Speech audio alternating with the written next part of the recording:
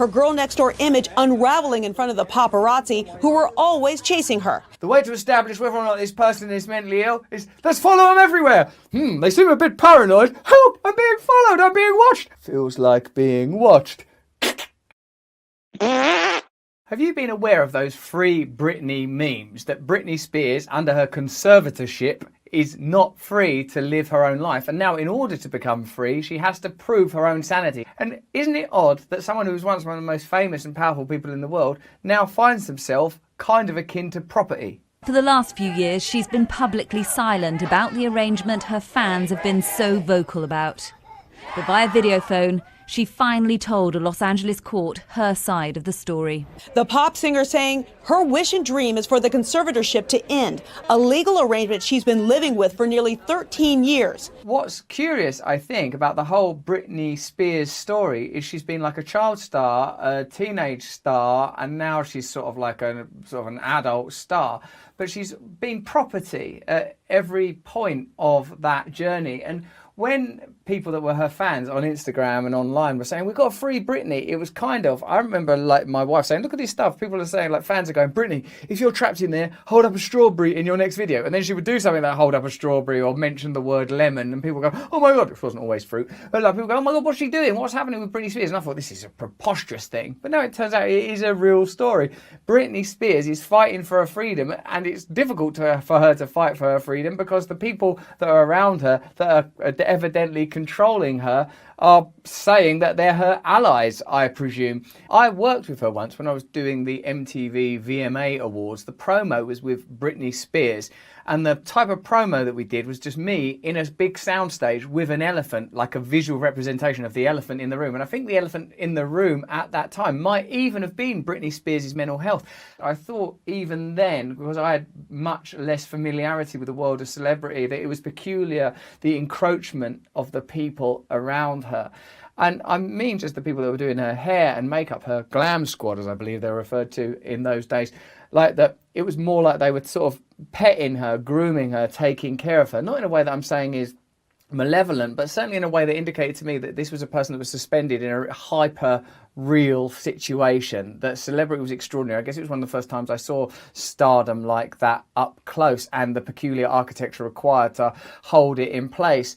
I've said before that fame, albeit self-inflicted, could be regarded as a kind of trauma, that it's very unnatural to be dislocated from yourself, to be observed, scrutinised, studied in that way. The kind of influx of opportunity, yet continual judgment is sort of bewildering. This is not that kind of, oh no, poor you, poor me, I'm a celebrity. I'm not really interested in that. But like Britney Spears has become a kind of avatar, as all famous people are avatars, because let's face it, none of us know who they really are, any of them, for an interesting set of issues around femininity, around sexuality, and those ongoing feminist issues, property and proprietorship. Britney Spears, in this case, doesn't belong to herself. She's been objectified by fame, celebrity, her own talent and success, to the point where she cannot have personal autonomy. In the status hearing, Spears expressing frustration over the lack of control of her own life, even adding she wants to marry and have another child, both major life moments she says the current conservatorship doesn't allow. Her father's only response to the artist's stinging criticisms was that he loves and misses her. Her father, who's her current custodian, who's managing her affairs, claims that he is in fact protecting Britney Spears from the various other interests that were financially exploiting her up until his intervention. But this, I suppose, brings about curious ideas around patriarchy, ownership, the rights of individuals even to make their own mistakes. And I suppose the simple fact is, from my perspective, that Britney Spears is a human being, probably like all of us flawed, probably like all of us subject to some mental fluctuations and vacillations, but particularly I would imagine in light of the fact that she's been in the lens of fame and celebrity since she was a bloody child in the Mickey Mouse Club. What possible normal growth could happen then? And it is difficult not to query the intentions of anyone that benefits financially from Britney Spears. I suppose what my personal opinion would be is that the only people that should be in Britney Spears' life are people that are not benefiting from her financially. They're the only people whose opinions you can trust. So if the father is indeed like, listen, I'm only in this to protect my daughter, and as a father of daughters, I can project as to what that might be like, but the protection is not ownership. It's very interesting how protection and control often overlap. Don't you notice that in your own life, that you want to be protective of people you love, but doesn't that protection often buttress up against control? So in an issue where there is a financial component, it becomes yet more complex, or perhaps more simple, because you think, well, let's take the money entirely out of this. I'm a person that's lived in the world of celebrity, and you become industrialized. That's what happens to you as a human being. I'm not suggesting that it's a malevolent process, more a systemic one. When you enter into that world of, you know, sort of Hollywood, stardom, celebrity, there are lots of people who are 5% here, 10% there, 15% there, that are invested in keeping the machine going. Now, I've never operated at the level that Britney Spears has at points in her life. And so, you know, people are latching. There's like, someone throws a latch on, another 5%, 10%. You know, it's like so the only people, curiously, the people that are probably most objective and sincere are probably those fans that are holding placards that love Britney Spears for what she represents to them, a kind of flawed but powerful femininity and creativity. Make no mistake, these figures from celebrity operate in our psyche comparably to gods in times before mass media. You can see that Britney Spears has operated on a mythic plane many times. The kind of lascivious and utilised attitude towards her sexuality when she first came on the scene, wasn't her virginity was like a big deal, wasn't it? People talked about her virginity and her chastity. It was like this sort of, that became a kind of commodity. You know, fame is about self-commodification. You turn yourself into a product. More specifically, other people turn you into a product. You know, you might be just like an artist who has like, look, these are my abilities. I can tell jokes, I can sing songs, I can dance, I can do paintings, whatever it is. But there's a whole infrastructure that mobilizes around that until the thing itself is golden goosed out of existence. And what Britney Spears, it seems, at least from a superficial analysis of the situation, is trying to do is reassert and reestablish her own autonomy. It did little to appease the anger towards him and the other conservators outside court. It's weird as well when a story comes out that introduces you to like a mad new word like that, isn't it? Conservators. And weird to be angry with a conservator. You bloody conservators! Like, because you've got to say conservator in an angry way. I'm going to smash them conservators' face in. It's too French to get angry about. The trouble for Britney Spears began in 2007.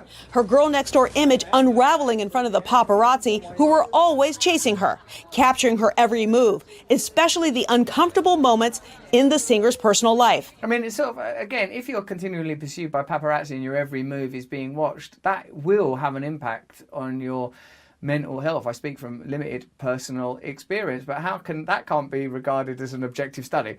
Okay, the way to establish whether or not this person is mentally ill is let's follow them everywhere. They seem a bit paranoid. Help, I'm being followed, I'm being watched. I feel like I'm continually being watched. Feels like being watched. The following year, multiple health and psychiatric issues landed Spears in the hospital in January. Her father, Jamie Spears, filed a petition with the Los Angeles County Superior Court that February to place her under a temporary probate conservatorship. God, it's like some mad, like, familial motif of colonialism. We must protect our rich celebrities from their freedom. We can't have rich celebrities making mistakes that are just going to control that rich celebrity. But through all this, Britney Spears kept working while under this conservatorship, releasing several albums, 2 that went platinum. That's interesting as well. Like, she's mental. She can't make her own decisions. Right, get over there and do a pop video. What's up, Vegas? Holding down her Pieces of Me Las Vegas residency, reportedly earning her $30 million. Well, Pieces of Me. The whole thing is loaded with archetypal and symbolic imagery galore. You know, like the person sells themselves, ownership. You could approach this from a feminist angle, that she's being owned literally by a patriarch, that you can approach it from a social critique perspective, like the impact of fame and celebrity. It's a really powerful and fascinating story. Now Spears wants to pick her own lawyer, and as she said in court, quote, "I just want my life back." How extraordinary that the apparent privilege of fame and celebrity ultimately can lead to a position of total lack of personal authority. You know, like when you think of the number of people that think that the solution to their problems would be fame and money, look at this symbol and learn what can happen if you aren't connected within yourself, if you're not surrounded by people that you can trust, if you're immersed in that world of materialism, fame and glamour, that its ultimate end product is a kind of broken dysfunctionality where you end up in court with your own father because you think that you're being commodified by them.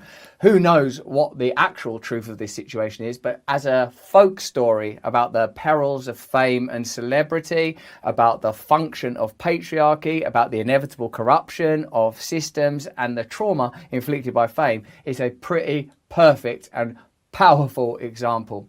If you enjoyed that video, please press like and subscribe to it if you want to see more. Also, if you want to listen to me talking at depth with people who know the score, subscribe to Luminary. Details are below. I do 2 podcasts a week, one that's like a clever one that's a meditation one. You'll love it. See you soon. Thank you.